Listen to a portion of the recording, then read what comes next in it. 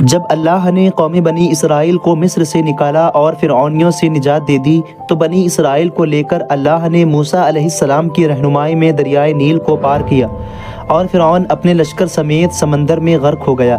جب حضرت موسیٰ علیہ السلام کو کچھ اطمینان نصیب ہو گیا تو اللہ کا حکم ہوا کہ آپ بنی اسرائیل کے اس لشکر کو لے کر ارض مقدس میں داخل ہو جائیں جو کہ شام میں کہیں آباد ہے، لیکن اس وقت ارض مقدس پر قوم عمالقہ کا قبضہ تھا جو بدترین کفار تھے، جو نہایت ہی طاقتور اور بہادر جنگجو تھے۔ حضرت موسیٰ علیہ السلام بنی اسرائیل کو لے کر قوم عمالقہ سے جنگ کے لیے روانہ ہوئے جن کی تعداد 6 لاکھ تھی، لیکن جب یہ لوگ ارض مقدس کے قریب پہنچے تو اچانک ان کے دلوں میں خوف طاری ہو گیا اور وہ حضرت موسیٰ سے کہنے لگے کہ ہم اس شہر میں داخل نہ ہوں گے، اس شہر میں جبارین رہتے ہیں جو نہایت ہی ظالم اور زبردست ہیں، لہٰذا جب تک کہ یہ لوگ اس شہر میں رہیں گے ہم ہرگز وہاں حاضر نہ ہوں گے۔ یہاں تک کہ بنی اسرائیل نے حضرت موسیٰ علیہ السلام سے یہ تک کہہ ڈالا کہ اے موسیٰ آپ اور آپ کا خدا جا کر اس زبردست قوم سے جنگ کریں، ہم تو یہیں بیٹھے رہیں گے۔ ان کے اس رویے سے حضرت موسیٰ کو بہت صدمہ پہنچا، لہٰذا اللہ نے انہیں یہ سزا دی کہ جس وادی میں انہوں نے پڑاؤ ڈالا تھا وہاں 40 سالوں تک یہ بھٹکتے رہے مگر اس میدان سے باہر نہ نکل سکے۔ اس میدان کا نام میدان طیہ تھا جو 27 میل کے رقبے پر مشتمل تھا۔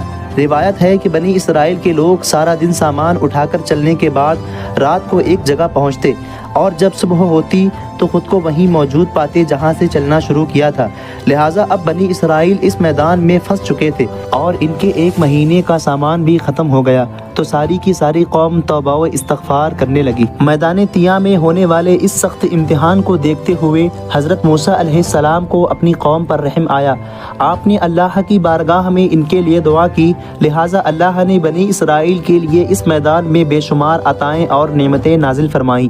جب بنی اسرائیل کو پیاس کی شدت محسوس ہوئی تو حضرت موسیٰ نے اللہ کے حکم سے اپنا عصا ایک چٹان پر مارا تو اس چٹان سے بنی اسرائیل کے لیے چشمے رواں ہو گئے۔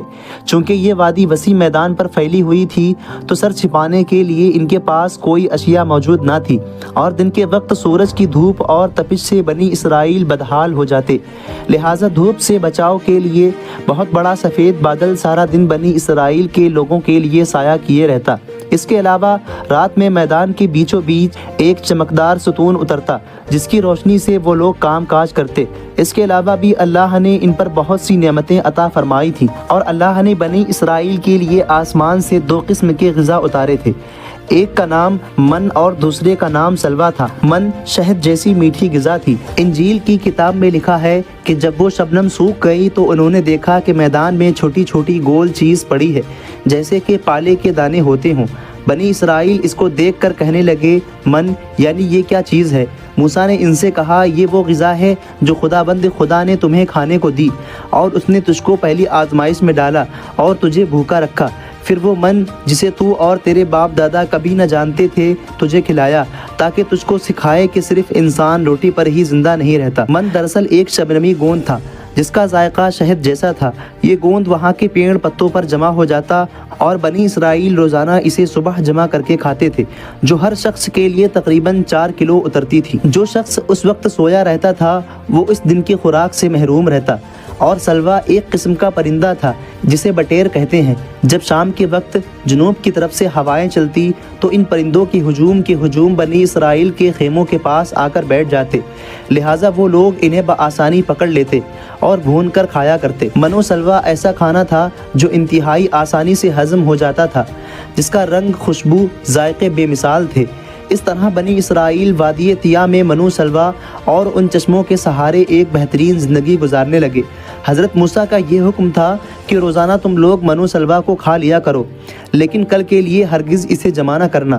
مگر بعض لوگ ڈرنے لگے کہ نہ جانے کسی دن منو سلوا ختم ہو گیا تو ہم اس چٹیل میدان میں بھوک سے مر جائیں گے، لہٰذا ان لوگوں نے منو سلوا میں سے کچھ چھپا لیا۔